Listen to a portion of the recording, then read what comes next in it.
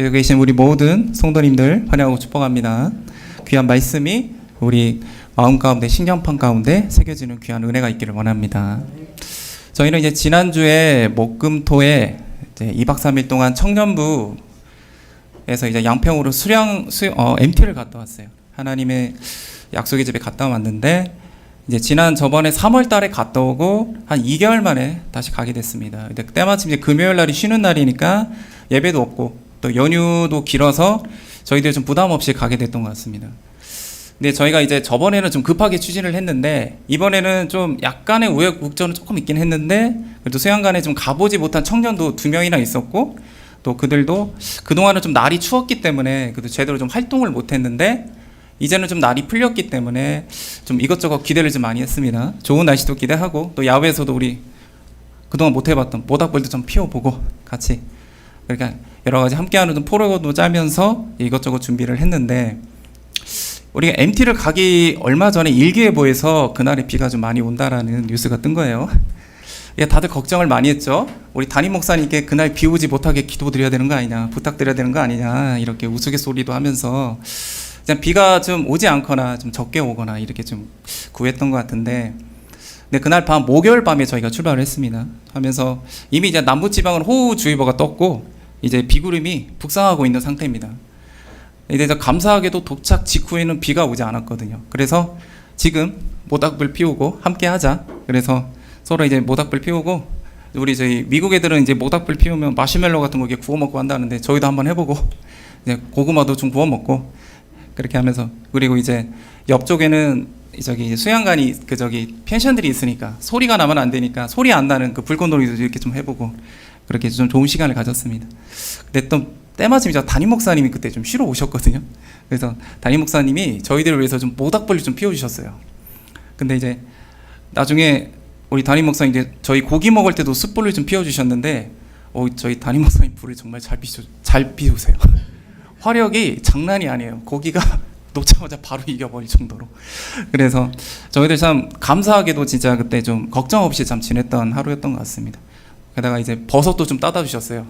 버섯이 이만합니다. 그래서 다 먹지도 못했어요. 근데 도착하고 나중에 이제 교회 와서 남은 고기하고 또 그 버섯 다시 구워서 또 같이 먹었거든요. 좀 더 맛있었고. 그러다가 이제 좀 있다가 보니까 빗방울이 조금씩 떨어지더라고요 다시. 그래서 이제 닷을 정리해서 숙소로 돌아갔는데 제가 이제 하나님 내일 좀 비가 안 오게 해주십시오. 그리고 이제 아니면 좀 흐린 날만 있으면 좋겠습니다라고 기도를 했는데 하나님이 감동으로 제게 주신 마음이 그것은 주권이란다. 내 주권이고 내 마음이란다라고 하시더라고요. 저희가 제 마음대로 하고 싶은 게 아니죠. 생각해보면 참 우리는 우리 일정에 의해서 비가 오지 않길 원했는데 사실 이제 우리의 의사와 관계없이 지금 비가 안 와서 좀 가물어 있잖아요. 그러니까 비가 필요한 겁니다. 지금 말 그대로 이게 이제 대한민국에 하나님께서 때를 따라 내려주시는 이제 합당한 생명의 비죠. 이제 저번에 강릉 산불도 어떻게 보면 너무 가물어가지고 건조해가지고 이게 불이 난 건데 그래도 하나님께서 적절하게 비를 주셔가지고 피해가 최소화될 수 있었잖아요. 그래서 하나님이 이렇게 비를 주시는 거는 참 우리의 바람이든 즐거움 그거 관계없고 하나님이 합당한 때와 때를 따라서 주시는 은혜라는 겁니다. 그리고 그 다음 날에 역시 이제 비가 좀 많이 오더라고요. 근데 그래서 이제 하루 종일 수양관만 있었는데 그래도 저희들은 그동안은 좀 뭔가 뭔가 좀 말씀에만 좀 포커스를 가지고 그동안 모임을 가졌는데 이번에는 좀 서로를 좀 알아가는 시간 그래서 조금 휴식과 회복을 좀 중심을 두면서 이번에 MT를 가졌거든요. 그래서 이게 아무래도 실내에 계속 있다 보니까 이런저런 얘기도 좀 많이 했었고 좋은 시간을 많이 가졌어요. 그러다 보니까 비가 오든지 안 오든지 간에 우리 모임 가운데 주님이 함께 하시면 그것이 주님이 우리 만족 가운데 회복하시고 함께 하시고 기쁨으로 이끄신다는 거죠. 우리가 청년부가 양평수양관 간 게 이제 세 번째인데 그래도 이번 모임은 다들 만족도가 가장 좋았다라고 서로 의견을 나눴거든요. 그래서 다시 한번 하나님의 일하심에 참 감사했던 시간이었던 것 같습니다. 제가 이제 여담이지만 저희 수양관은 비가 와도 정말 멋있고 운치가 있습니다. 그래서 비가 와서 못 간다 그러지 마시고 가셔서 그 장면을 저는 이제 커피 한 잔 마시면서 이렇게 계곡에 물 흐르는 거 봤거든요. 그것만 봐도 힐링이 돼요. 진짜 말 그대로 힐링 수양관입니다. 가셔서 그런 좀 휴식과 쉼을 좀 가지셨으면 좋을 것 같아요. 제가 이제 이번에 이제 수양관을 갔다 오고 MT 갔다 오면서 이번에 갑자기 또 주제를 이미 저는 미리 드렸기 때문에 근데 또 비가 내리니까 다시 한번 묵상을 또 하게 됐어요. 그래서 와, 주님은 우리의 뜻, 우리의 때를 따라서 우리는 우리를 원해서 비를 원하지만 주님은 주님의 뜻, 주님의 선하신 뜻에 따라 스케줄에 맞게 합당하게 비를 내리신다. 그래서 하나님의 뜻을 이루신다라는 것을 제가 잠시 더 한번 묵상했던 것 같습니다. 그래서 우리를 위해서 그리고 그 위대한 뜻을 따라서 비를 준비하시는 그리고 그 부어주실 놀라운 은혜가 있다는 것을 우리는 믿습니다. 그렇다면 하나님은 우리를 위해서 어떤 은혜를 예비하고 계실까? 어떤 단비를 예비하고 계실까? 우리 시편 147편 8절 9절 말씀과 14절 제가 읽겠습니다.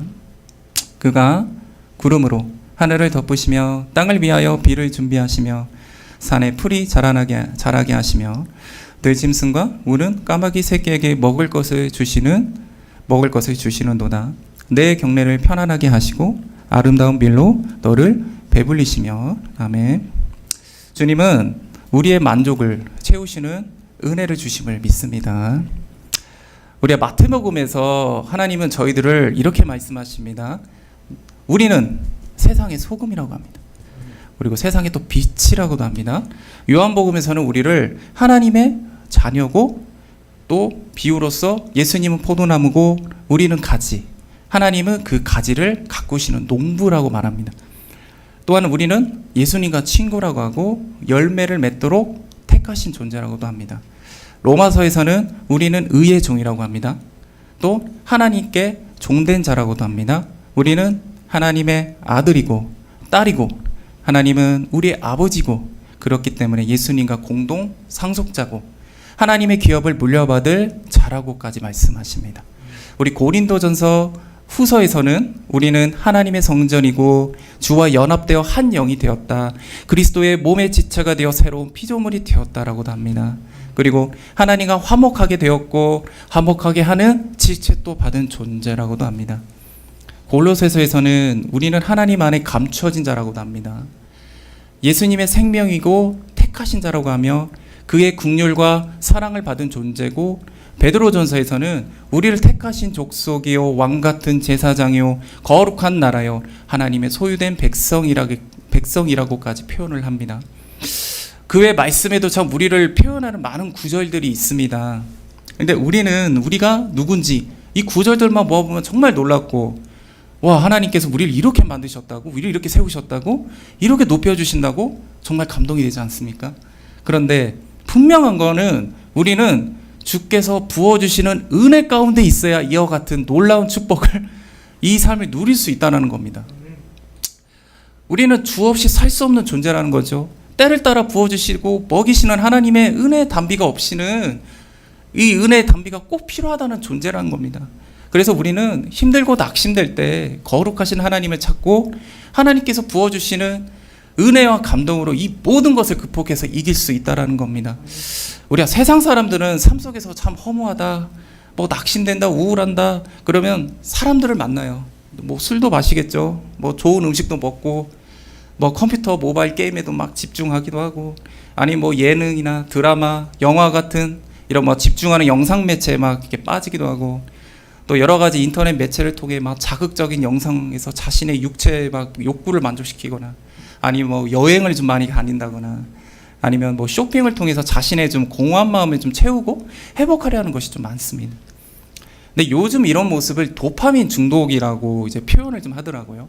그러니까 최근 연구에서 나온 단어지만 이 도파민이라는 게 뭐냐면 우리의 뇌 속에 그 즐거울 때, 기쁠 때 나오는 호르몬이라고 하더라고요. 그래서 이 호르몬에 우리가 이것에 중독이 되어버린다는 겁니다. 그러니까 현대인들은 인터넷이나 모바일을 통해 자극적인 영상 이런 것에 의해서 중독이 되어버려서 이 공허한 마음을 채우고자 한다는 거죠. 그래서 점점 만족이 없고 공허한 삶으로 가게 되는데 이 도파민에 중독되니까 점점 더 강하고 나를 만족시킬 것을 찾게 되는 겁니다. 그러면 그럴수록 내 영혼은 죽어가는 겁니다. 결국 점점 하나님과도 멀어지게 된다는 것이죠.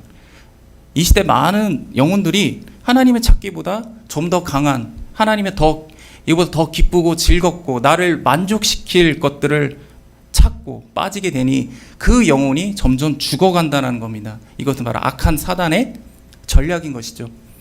이게 저 또한 마음이 예전에 너무 공허하고 좀 외로울 때 영화에 좀 한참 빠진 적이 있어요. 그러니까 밤새 액션 영화, 공포 영화, 장르를 가리지 않고 영화를 보면서 밤새 이제 스트레스를 풀었어요. 당연히 그 다음날에 좋은 컨디션으로 못 일어나죠. 그러면 그렇게 하루를 그렇게 엉망으로 사니까 또다시 마음에도 죄책감이 들죠. 그러면 또 그걸 이겨내기 위해서 밤에 또 영화를 또 찾아요. 그러니까 악순환이 이제 반복이 되는 겁니다.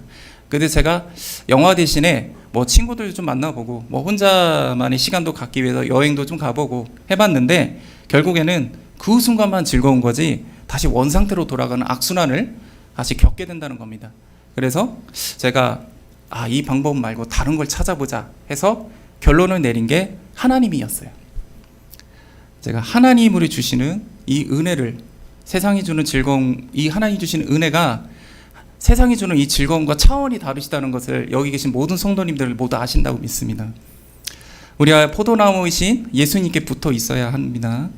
성령의 아름다운 열매가 가지인 우리를 통해서 맺어질 것인데 만약 열매의 주체가 우리라면 절대로 아름다운 열매가 아니라 욕망, 욕심의 열매가 맺어질 겁니다.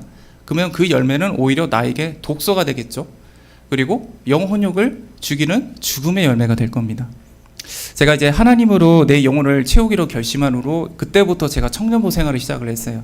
그래서 찬양단에서 좀 활동하고 이제 시작했을 때 제가 저녁마다 지하 기도실로 내려가서 이제 찬양 워십 예배를 좀 많이 봤거든요. 그래서 왜냐하면 제가 찬양을 잘 몰랐어요. 인도자가 됐는데 찬양을 몰랐어요. 그래서 예배를 통해 좀 많은 찬양도 배우면서 또 거기서 말씀하시는 목사님들의 좀 설교도 이제 같이 듣게 되니까 같이 이제 저절로 예배를 드리게 되더라고요. 그래서 이틀에 하루 그리고 3일에 하루꼴로 이제 영상을 통해서 예배를 이렇게 드리게 된 겁니다. 근데 그 예배 속에 하나님께서 나에게 준비하시는 그 메시지가 있다는 거예요. 그거를 깨달을 때 그 주님이 주시는 어마어마한 그 감동과 기쁨이 몰려옵니다. 그때 제가 영적으로 아무래도 병들어 있던 시기고 메말라 있던 시기인데 진짜 주님께서 내 심령 가운데 성령의 담비를 막 부어주시던지 저를 막 적셔 주시는 거죠. 그리고 다시 살아갈 힘을 주시는 겁니다. 그래서 제가 영적으로 눌려 있었지만 그래도 제 나름대로 혼자 외로운 싸움이긴 했지만 그래도 나름 싸울 수 있었던 게 아마 그게 원동력이 되었던 것 같습니다. 그렇습니다. 우리는 하나님이 부어주는 은혜로 이 담비로 우리의 만족만 우리가 온전히 그 은혜로만 채울 수가 있는 존재입니다.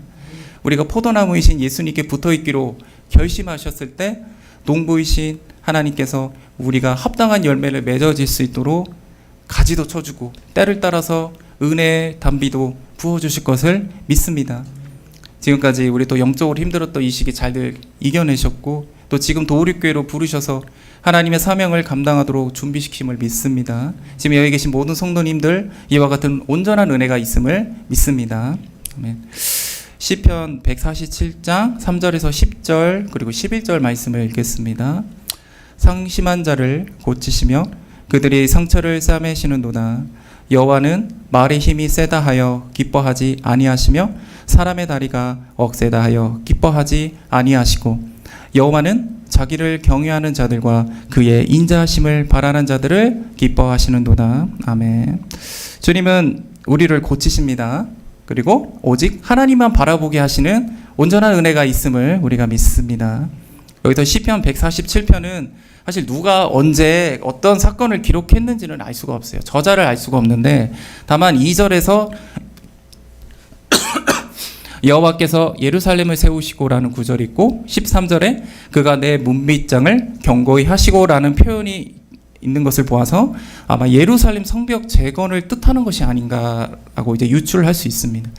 그러니까 지난날 유다 자손에 이제 불순종이 있었고 70년 만에 포로 생활이 끝나고 이제 고레스 칙령으로 다시 돌아온 것이죠.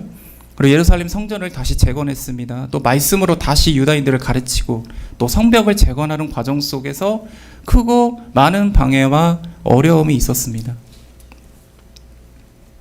이 과정에서 시편 기자는 아마 상심하고 상처받은 이스라엘 민족을 하나님께 긍휼하심으로 치료하고 고치시는 것을 경험했을 거고 지난날의 불순종을 인해서 하나님을 의지하기보다 주변의 강대국에 의지하였던 유다 민족의 어리석음을 지적하고 위대하신 하나님을 찬양할 수밖에 없다고 고백합니다.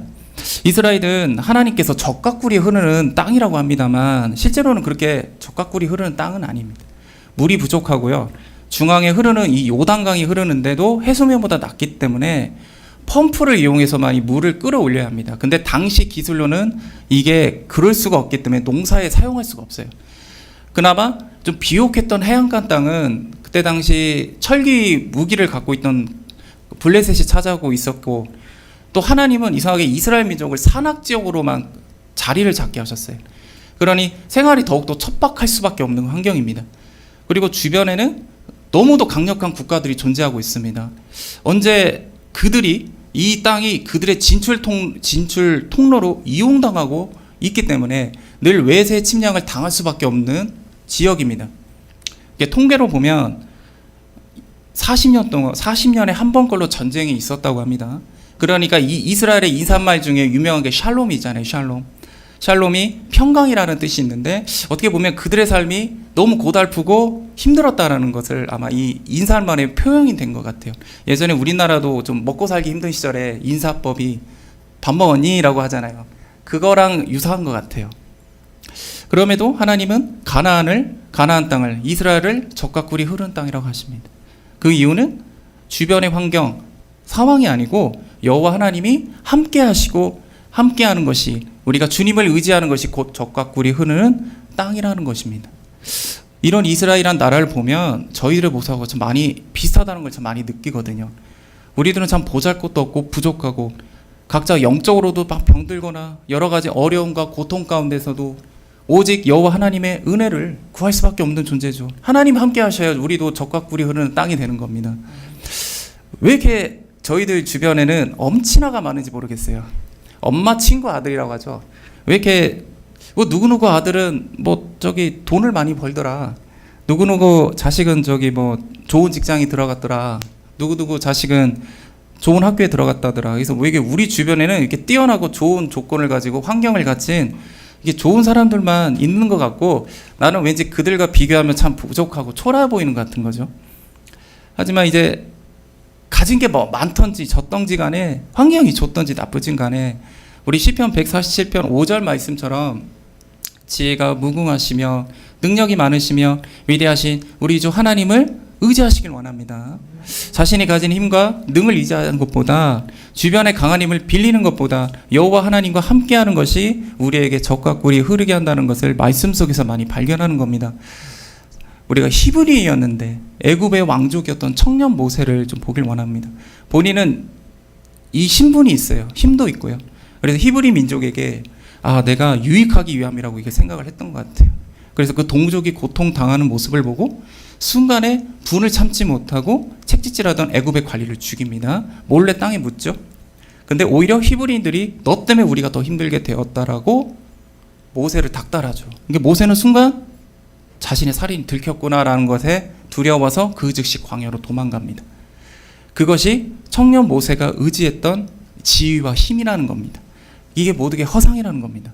근데 에스더를 한번 예를 들어보고 싶어요. 에스더 역시 포로였지만 바사 제국의 왕후가 됐잖아요. 근데 지금 하만의 관계로 인해서 지금 유대 민족이 멸족당하게 될 위기가 있습니다. 그녀의 사촌인 모르드게가 부탁을 합니다. 그러니까 본인의 왕후의 지위를 이용해서 좀 우리들을 좀 어떻게 도와주라라는 거죠. 근데 에스더는 자기가 만일 왕에게 닿았을 때 왕이 허락을 하지 않으면 자기도 죽을 수 있다라고 두려움을 떨죠. 그때 에스더가 이렇게 말합니다. 자기를 위해서 기도해달라고 먼저 부탁을 하고 자신도 3일 동안 단식하면서 기도를 합니다. 즉슨 자신이 가진 왕후의 지위를 이용하는 게 아니라 하나님 여호와 하나님께 먼저 의지해서 나아갔다는 겁니다. 그리고 그 유명한 죽으면 죽으리라라는 말을 남기면서 목숨 걸고 왕께 나아가죠. 끝내 왕이 은혜를 입고 유대 민족은 목숨을 건지게 됩니다. 근데 혹자는 우스갯소리로 에스더가 3일 동안 금식을 했잖아요. 그래서 홀쭉해졌잖아요. 그래서 또 정결하게 목욕도 하고 아름다운 옷도 입고 나가니 왕이 너무 평소보다 더 예뻐 보이는 거예요. 다이어트가 저절로 됐으니까. 그래서 이렇게 흔히 말하는 남편 꼬시는 방법이다 이런 말도 있는데, 이제 에스더는 이제 뭐 자신의 외모나 지위를 의지한 게 아니겠죠. 당연히 여호와 하나님을 의지해서 목숨 걸고 나갔기 때문에 하나님이 역사하시는 거죠. 우리가 시편 147편 10절 말씀에 나오는 말이 말의 힘과 사람의 다리는 각각 군사력과 힘을 상징한다라고 생각을 합니다. 우리는 누구보다 강한 힘과 능력을 구하죠. 하지만 그 힘과 능력을 의지하는 자는 결코 하나님이 준비하는 은혜를 받을 수가 없습니다. 그리고 하나님께 찬양할 수도 없죠. 오히려 그 힘은 허상임을 우리 청년 모세를 통해서 보이셨습니다. 오직 여호와 하나님을 경외하고 기뻐하시며 주님만을 의지하게 하시는 하나님이 준비된 은혜를 받으시는 우리 도우리교회 모든 성도님이 되시기를 간절히 원합니다. 우리가 신명기 11장 14절 말씀에는 여호와께서 너희의 땅에 이른 비 늦은 비를 적당한 때에 내리시니 너희가 곡식과 포도주가 기름을 얻을 것이요 라는 말씀이 있습니다. 그리고 요엘 2장 23절 말씀에 시온의 자녀들아 너희는 너희 하나님 여호와로 말미암아 기뻐하며 즐거워할지어다. 그가 너희를 위하여 비를 내리시되 이른 비를 너희에게 적당하게 주시리니 이른 비와 늦은 비가 예전과 같을 것이라 라는 말씀이 있습니다. 주님은 저희들을 위해서 이른 비와 겨울비의 은혜를 준비하신다는 겁니다. 이스라엘은 10월달 11월경에 가을에 좀 이제 비가 내려요. 그때가 우기가 시작되는데 이제 이 비의 시점으로 흔히 말하는 이걸 이른비라고 칭합니다. 그리고 대충 2, 3주 동안 비가 이제 내리는데 그때 그 땅은 이미 이제 메말라 있던 상태이기 때문에 충분히 물이 비가 내려져서 푸른 초장으로 변하게 됩니다. 그때 이제 농부들이 이제 밭을 갈고 파종을 하기 시작합니다. 이른비가 이제 적당하게 내려야 제때 씨를 뿌리는 거고 경작할 때도 매우 중요한 역할을 하는데 그 다음에는 겨울비라고 해서 12월에서 2월경쯤에 간간히 이제 이 비가 좀 내리게 되는데 그 후로는 건기가 있어요. 비가 오지 않는 건기가 있기 때문에 이때를 대비해서 물을 저장을 한다고 하더라고요. 그래서 3, 4월에 봄비가 내리고 그때 이제 비를 늦은 비라고 칭을 합니다. 이제 9월까지 비가 안 오는 건기가 이어지는데 이제 수확철까지는 버티려면 이 가을에 내리는 이른비, 그러니까 풍성하게 이 땅의 가운데 내려져야 되는 겁니다. 그리고 봄철에 내려주는 이 늦은 비를 통해서도 농작물의 적항을 좋게 하고 또 곡식을 증상시키는 아주 중요한 단비가 된다는 겁니다. 보통 이른 비를 이제 초대교회 뭐 오순절 성전의 역사다라고 말하고 뭐 늦은 비를 초막절 성령의 시대의 역사라고 이게 비유를 많이 하는데 저는 여기서 이제 여기 계신 성도님들과 함께 적용을 좀 해보려고 합니다. 시편 147편 2절과 3절 말씀에는 하나님은 상심하고 상처 입은 저희들에게 오셔서 고치시고 상처를 싸매 주셔서 예수 그리스도를 믿는 이른 비의 은혜를 허락하셨다라고 합니다. 우리 주님은 우리를 통해 다시 예루살렘을 세우고 이스라엘을 세우기를 원하십니다. 다들 주님을 만나신 그 첫사랑의 감동이 있을 거예요. 정확한 날짜는 모르지만 그저 습관적으로 아니면 누군가의 소개로 다녔던 그냥 교회에서도 주님이 직접 오셔서 만나주시는 그 은혜 시간이 다들 있다는 겁니다. 우리가 간간히 내리는 이제 그 처음에 그 첫사랑의 이른 비의 은혜를 받고 그 다음에 간간히 부어주는 그 겨울비 은혜로 이제 말씀과 기도로 하나님께서 감동과 기도로서 얼마 동안의 신앙생활을 좀 이어갔을 겁니다. 그런데 우리 삶 속에서 이제 비가 내리지 않는 건기가 이제 시작이 된다는 겁니다. 그거는 하나님이 백성, 사명자로서 이게 메마른 건기가 시작되는 겁니다. 광야가 시작되었다는 거죠. 이제는 예전처럼 기도한다고 해서 하나님의 은혜가 얻기가 힘들어진 시기가 오는 거죠. 그리고 삶 속에서도 어렵고 점점 괴로운게 되는 것이 시작이 됩니다. 아브라함이 믿음으로 순종해서 가나안 땅에 갔어요. 하나님의 은혜로 갔죠. 근데 그 땅에 기근이 있어요. 경제적으로 어려움에 빠집니다. 그래서 버티지 못하고 애굽으로 갑니다. 잠시 하나님과 멀어질 때도 있습니다. 그리고 자신의 아내 사라를 누이라고 속이면서 본인의 연약함도 드러낼 수도 있어요. 또 우물로 인해서 조카 롯과 갈등이 생겨서 각자 헤어지기도 합니다. 그래서 사랑하는 자들과 갈등과 헤어짐도 있을 수 있어요. 근데 하나님의 언약을 순종하지 못하고 또 사라의 여종, 또 하갈을 통해 이스마엘이 태어난 것처럼 우리의 불순종으로 우리의 발목을 붙잡는 문제가 발생하고 그로 인해서 곤란해지는 상황도 올 수도 있습니다. 근데 시편 147편 11절 말씀처럼 우리 여호와 하나님을 경외하고 그 인자하심을 바란다면 하나님께서 기쁨으로 우리의 연약함을 이해하시고 도와주실 겁니다.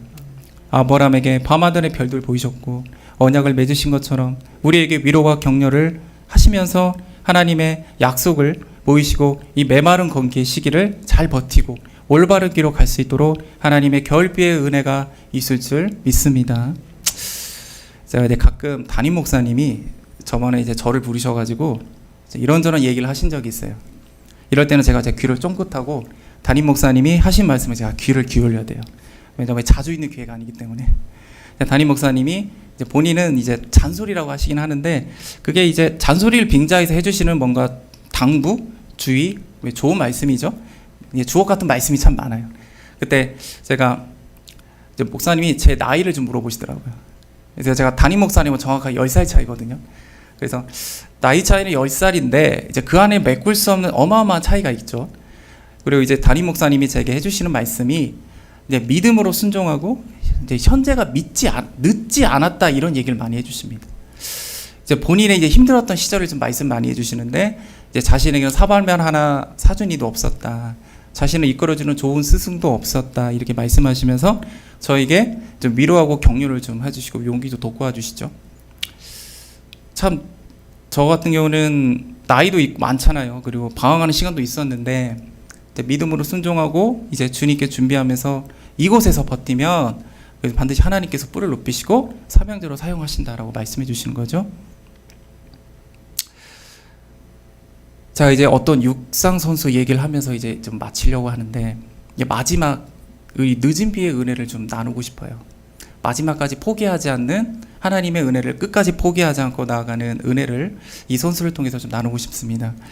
이 선수가 2014년 인천 아시안 게임에서 이제 남자 400m 경주 결승 경기에 참여하게 됩니다.